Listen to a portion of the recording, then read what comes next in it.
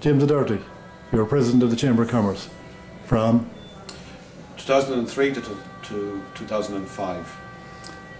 And what would you consider the role of the Chamber? Chamber is about making a better environment for business in the town.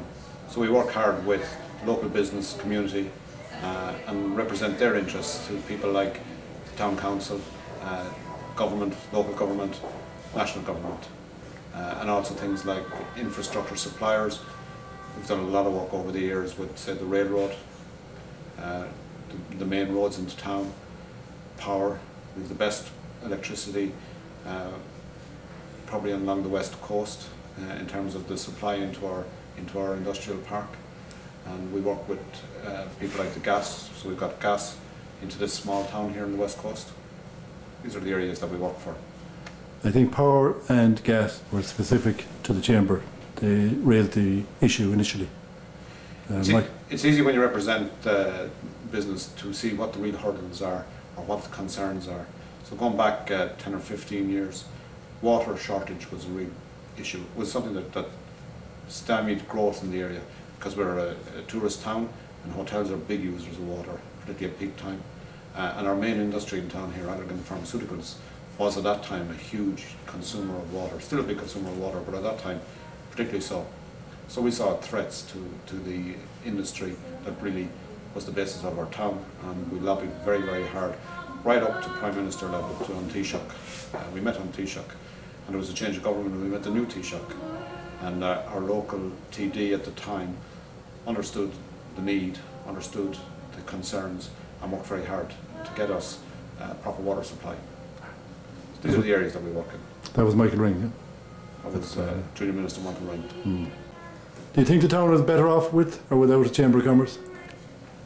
But I think it's very important in any town, particularly a small town like this, is that you work cooperatively together and you don't have factions working against each other. So yeah, I think the Chamber of Commerce is an important role to play in representing the interests of local business people and giving them a kind of unified voice. So the interest is not sectoral but more on the overall business environment. And at that end, we've had a very successful cooperation with our Town Council for the last 5 or 6 years since we set up a multi-agency group. We had a huge success recently when we built an enterprise centre. We managed, one of 3 in the country, to get matching funding up to $1 million from Enterprise Ireland, and we're now in the process of having a tenant take over that whole operation. So yes, I think it's important that we work together. If the town councils are eliminated, as is proposed at the moment, then really it'll be much more important to have a strong Chamber of Commerce that will represent business interests, because we'll be fighting on a county level for funding and for policy. So a lot of the things that the Chamber do, because we're lobbying government and lobbying on policy, take a long time to come through. Again, an example of that is on the railway. We have for many years pushed, first of all, to keep our railway open, which we've managed to secure, and a lot of towns of our size and on our distance from the centre have lost their railways and paid a price. And it's a huge contribution to our tourist industry to have train coming all the way to Westport from Dublin. We've also lobbied for many, many years to have more frequent and better carriages on our trains, and more frequent service. And that's happened this year after many, as I say, many years of lobbying. And it's the small things like that you need an organisation to keep the pressure on over a period of time, because people get enthusiastic themselves from time to time, but you can't keep it over the extended period that's required. On a more local level, of course, we interact with the town council. We bring concerns, for example, on the annual rates, and we make a submission on behalf of the local businesses.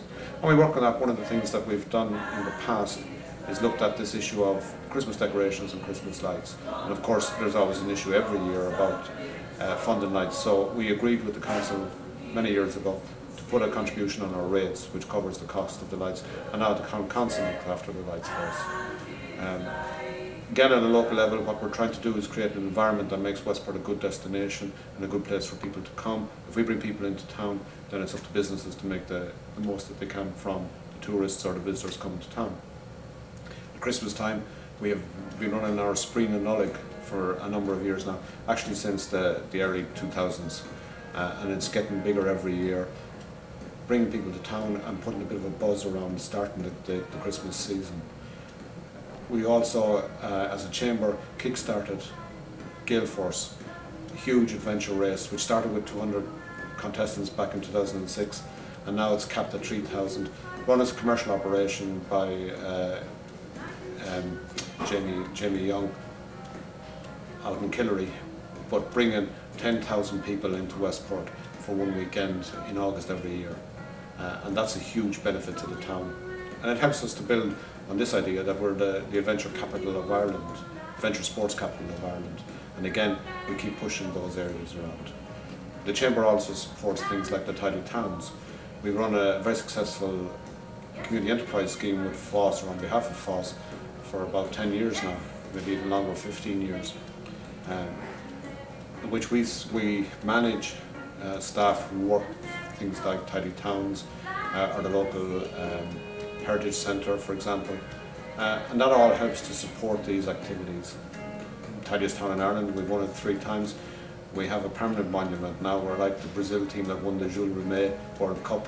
We've won the trophy and we get to keep it. Well,